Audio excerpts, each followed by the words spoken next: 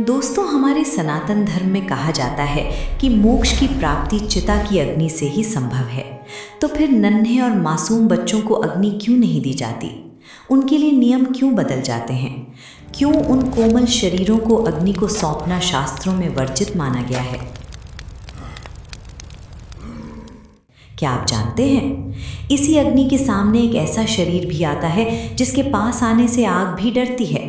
एक ऐसा शव जिसे देखकर अग्निदेव भी पीछे हट जाते हैं। सनातन हिंदू धर्म में हर किसी का दाह संस्कार किया जाता है, लेकिन फूल से नन्हे बच्चों का नहीं। उन्हें मिट्टी के अंधेरे गर्भ में फिर से सुला दिया जाता है। वजह? ये प्रश्न सरल लग सकता है, पर इसका उत्तर चौंका देने वाला है।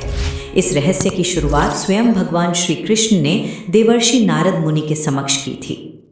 परंतु क्या था वो दिव्य कारण जिसे सुनकर नारद जी भी स्तब्ध रह गए? तो चलते हैं उस परम सत्य की ओर।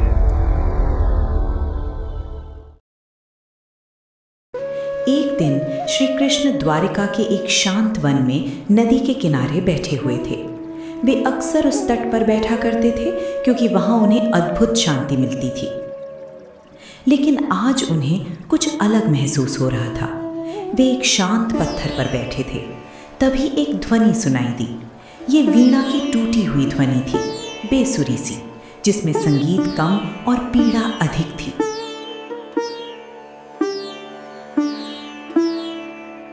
तभी वहां नारद मुनि प्रकट हुए, पर आज वे मौन थे, मानो कोई गहरी पीड़ा उनके हृदय में थी। तभी श्री कृष्ण ने कहा, देवर्षि, आज आपकी वीणा का राग बेसुरा क्यों है और आप इतने चिंतित क्यों दिखाई दे रहे हैं? लगता है आज आप कोई समाधान लेकर नहीं बल्कि कोई शंका लेकर आए हैं। नारद मुनि ने प्रणाम किया और बोले, केशव, आप अंतर्यामी हैं, फिर भी मैं कहता हूँ, आज मैंने पृथ्वी पर एक ऐसा दृश्य देखा जिसने मुझे विचलित कर दिया। प्रभु, मैंने वहाँ मृत्यु के दो अलग अलग रूप देखे। एक ओर मैंने एक मनुष्य को देखा जिसके वृद्ध पिता की मृत्यु हो गई थी। उसने पूरे विधि विधान से चिता सजाई, अग्नि दी और शरीर को पंच तत्व में विलीन कर दिया। वहाँ सभी कह रहे थे कि उन्हें मुक्ति मिल गई। और उसी शमशान में मैंने एक दूसरी बदनसीब पिता को देखा जिसके गोद में उसका फूल जैसा कोमल 3 साल का बालक का मृत शरीर था। वो पिता अपने बच्चे को अग्नि भी नहीं दे सका। लोग कह रहे थे बच्चे को अग्नि नहीं दी जाती, और उस पिता के सिसकियों के बीच उस बालक को अंधेरे ठंडी से भरे मिट्टी के गड्ढे में डाल दिया गया। नारद जी बोले, प्रभु, ये भेंट क्यों? क्या उस नन्हे बालक को मुक्ति नहीं चाहिए? क्या अग्नि उस पर दया नहीं करती? कहा जाता है कि अग्नि पवित्र है, वो सबको शुद्ध कर आत्मा को मुक्त करती है। तो फिर उस मासूम को उस शुद्ध से वंचित क्यों रखा गया?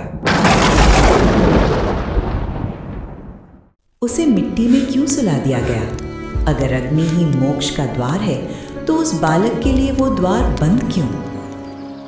श्री कृष्ण मुस्कुराए और बोले, देवर्षि, जिसे तुम मनुष्य दृष्टि से अन्याय समझ रहे हो, वो वास्तव में सृष्टि का गूढ़ विज्ञान है। अग्नि का धर्म है जलाना। वो शरीर ही नहीं, कर्मों के बंधनों को भी काटती है। परंतु देवर्षि, अग्नि भी विवश हो जाती है, उसका ताप भी ठंडा पड़ जाता है जब उसके सामने जीवन का निर्दोष शुद्धतम रूप आता है।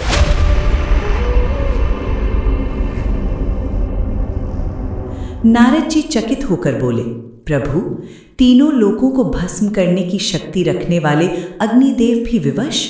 ये कैसे संभव है? क्या मासूमियत अग्नि से भी बड़ी है? श्री कृष्ण बोले, हाँ देवर्षि, मासूमियत का तेज अग्नि के ताप से कहीं अधिक होता है। तुम्हें ये परम सत्य समझाने के लिए मुझे तुम्हें प्राचीन काल में ले जाना होगा, जब स्वयं अग्निदेव को एक ऋषि के सामने अपनी विवशता स्वीकार करनी पड़ी थी।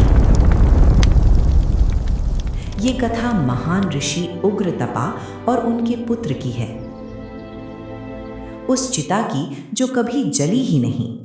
ये घटना सत्य युग और त्रेता युग के उस संधि काल की बताई जाती है, जब पृथ्वी पर मंत्रों की शक्ति आज से कहीं अधिक प्रबल थी। भयानक और रहस्यमयी दंडकारण्य वन के बीच, जहाँ घने वृक्षों के कारण दिन में भी अंधकार छाया रहता था, वहीं स्थित था ऋषि उग्रतपा का आश्रम। उनके क्रोध की अग्नि इतनी प्रचंड थी कि वन के हिंसक पशु, बाघ, शेर और भेड़िए तक उनके आश्रम से मीलों दूर रहते थे। उन्होंने वर्षों तक केवल वायु सेवन कर एक अंगूठे पर खड़े रहकर कठोर तपस्या की थी। उनकी तपस्या से इंद्र का सिंहासन भी डोलने लगा था। उनके पास सिद्धियां थीं, प्रकृति को वश में करने वाले मंत्र थे और काल को भी चुनौती देने वाला अभिमान था।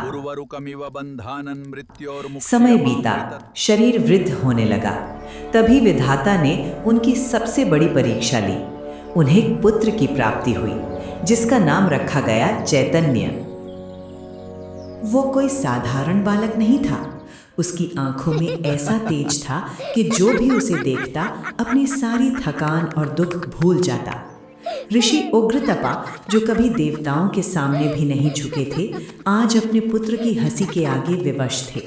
उनका वज्र समान हृदय मोम की तरह पिघल चुका था। उन्हें अहंकार था कि उनका पुत्र अजर अमर है, क्योंकि वो एक महान तपस्वी की संतान है, जिस पर मृत्यु की छाया भी नहीं पड़ सकती। लेकिन नियति किसी के अहंकार को क्षमा नहीं करती। जब चैतन्य मात्र 3 वर्ष का हुआ, एक अमावस्या की रात अचानक आश्रम का वातावरण बदल गया। हवा बवंडर बनकर नाचने लगी। बड़े बड़े वृक्ष तिनकों की तरह उड़ने लगे। आश्रम की गायें भय से जोर जोर से रंभाने लगी। चैतन्य, जो शाम तक आंगन में खेल रहा था, अचानक मूर्छित होकर गिर पड़ा।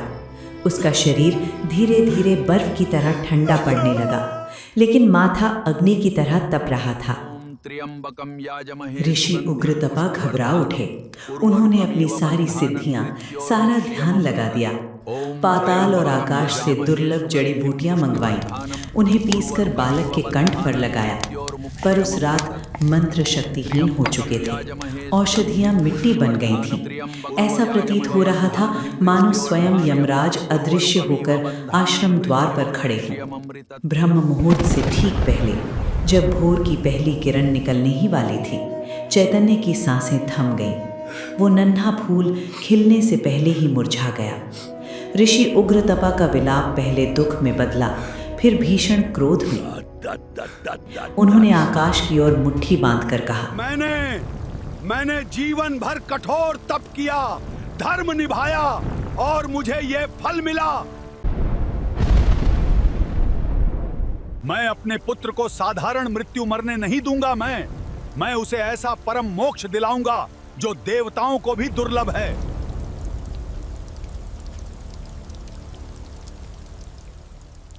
शमशान घाट पर एक विशाल चिता सजाई गई। उसमें इतना शुद्ध घी डाला गया कि उसकी सुगंध से पूरा वन महक उठा, मानो कोई महायज्ञ हो रहा हो। ऋषि उग्रतपा ने कांपते हाथों में जलती हुई मशाल ली। उनकी आंखें आंसुओं और क्रोध से दहक रही थीं। उन्होंने मंत्रोच्चार किया, हे अग्नि, इस शरीर को ग्रहण करो, इसे पंच तत्व में विलीन कर परम गति प्रदान करो। उन्होंने मशाल लकड़ियों में डाल दी। सूखी लकड़ियां घी से लथपथ थीं, तुरंत भभक कर जल उठी। लंबी लंबी लपटें उठीं, लेकिन जैसे ही वे लपटें बालक के शरीर के पास पहुंची, बुझ गईं। मानो वे उस कोमल शरीर को छूने से डर रही हूं, मानो किसी अदृश्य शक्ति ने उन्हें फूंक मारकर बुझा दिया हो। और वे चकित रह गए। उन्होंने सोचा शायद तेज हवा के कारण ऐसा हुआ हो। उन्होंने फिर प्रयास किया, और अधिक घी डाला, फिर अग्नि प्रज्वलित की। लकड़ियां जलती, पर जैसे ही लपटें बालक के शरीर के निकट पहुंचती, फिर बुझ जाती। बालक का शरीर वैसा ही फूल की तरह चिता पर लेटा रहा।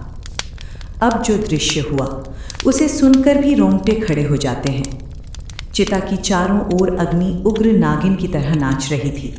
लकड़ियां धधक कर जल रही थी, पर उन्हीं लपटों के बीच बालक का शरीर पूर्णतः सुरक्षित था। उसकी रेशमी वस्त्र का एक धागा तक नहीं जला। ऐसा लगता था जैसे अग्नि उस शरीर के पास जाकर भयभीत होकर पीछे हट जाती हो। अग्नि जो सब कुछ भस्म कर देती है, आज एक मासूम बालक के शरीर को छूने का साहस नहीं जुटा पा रही थी। ये दृश्य देखकर वहां उपस्थित सभी ऋषियों का धैर्य टूट गया। कोई कहने लगा, क्या ये बालक शापित है? दूसरा बोला, क्या इस पर किसी पिशाच का साया है जिसने अग्नि को बांध दिया है? आखिर अग्निदेव अपनी आहुति स्वीकार क्यों नहीं कर रहे? ऋषि उग्रतपा, जो अब तक धैर्य धरे बैठे थे, ये सुनकर टूट गए। उन्हें लगा ये अग्निदेव का अहंकार है जो उनके पुत्र का अपमान कर रहा है। एक पिता का प्रेम और एक महान तपस्वी का अहंकार आपस में टकरा गया। उनका चेहरा क्रोध से तमतमा उठा। ऋषि ने आकाश की ओर देखकर गर्जना की। अग्निदेव, क्या तुम मेरे धैर्य की परीक्षा ले रहे हो? क्या तुम भूल गए हो मैं कौन हूँ? मैं उग्र तपा हूँ। यदि तुम मेरे पुत्र के शरीर को नहीं जला सकते तो इसका अर्थ है कि अब तुम में वो पवित्रता नहीं बची, तुम अपवित्र हो। क्रोध में उन्होंने अपना कमंडल उठा लिया और वो श्राप देने के लिए ऊपर उठा ही था कि तभी वातावरण में भयंकर तूफान उठ खड़ा हुआ। आकाश में बिजली कड़कने लगी। ऋषि ने फिर गर्जना की, प्रकट हो अग्निदेव, अन्यथा आज तुम्हें मैं श्राप देकर इस सृष्टि से सदा के लिए लुप्त कर दूंगा। तभी शमशान में एक विशाल गर्जना हुई। चिता के बीच में से एक विशाल प्रकाश का स्तंभ प्रकट हुआ। वो प्रकाश इतना प्रखर था कि सभी ने आंखों पर हाथ रख लिया। उसका ताप इतना प्रचंड था कि वहां खड़े लोगों की त्वचा झुलसने लगी। वो स्वयं अग्निदेव थे। आश्चर्य की बात ये थी कि उनकी आंखों में ऋषि के प्रति तनिक भी क्रोध नहीं था। अग्निदेव ने शांत स्वर में कहा, ठहरो उग्रतपा, अनर्थ मत करो। अपने वर्षों के तप को क्रोध में आकर श्राप देकर व्यर्थ मत करो। ऋषि उग्रतपा क्रोध में बोले, तो फिर मेरे पुत्र को क्यों नहीं जलाते? क्या उसका शरीर पत्थर का है? उत्तर दो अग्निदेव। तुम पूरी सृष्टि को राख में बदल सकते हो तो इस 3 वर्ष के बालक को जलाने में विलंब क्यों?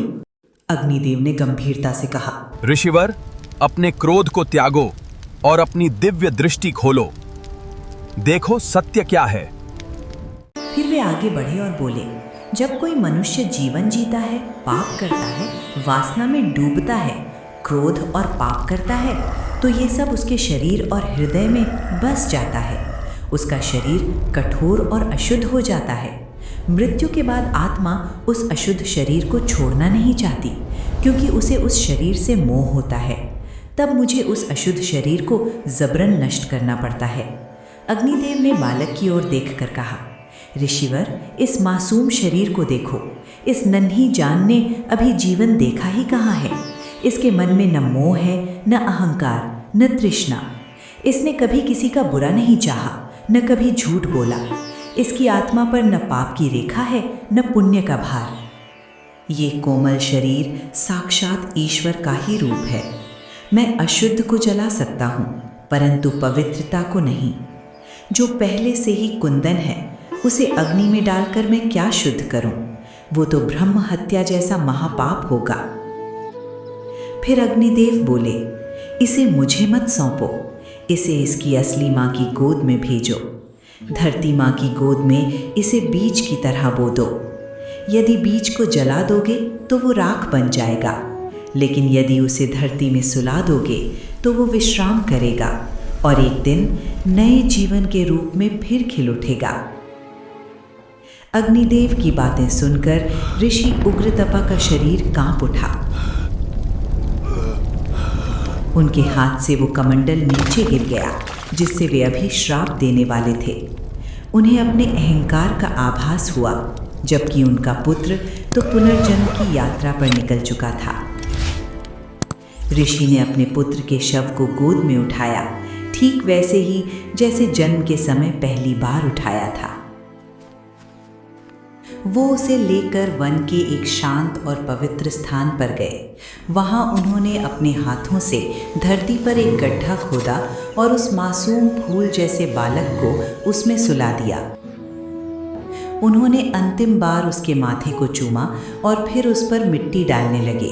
उसमें ऋषि को ऐसा अनुभव हुआ मानो वे अपने अनमोल बेटे को दफना नहीं रहे, बल्कि एक अनमोल बीज को सुरक्षित रख रहे हों।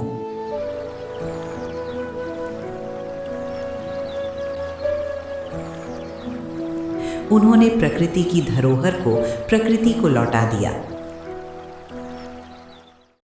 अगर आपको वीडियो अच्छी लगी है तो इसे एक लाइक जरूर करें, चैनल को सब्सक्राइब करना न भूलें। मिलते हैं एक और कथा के साथ। राम राम।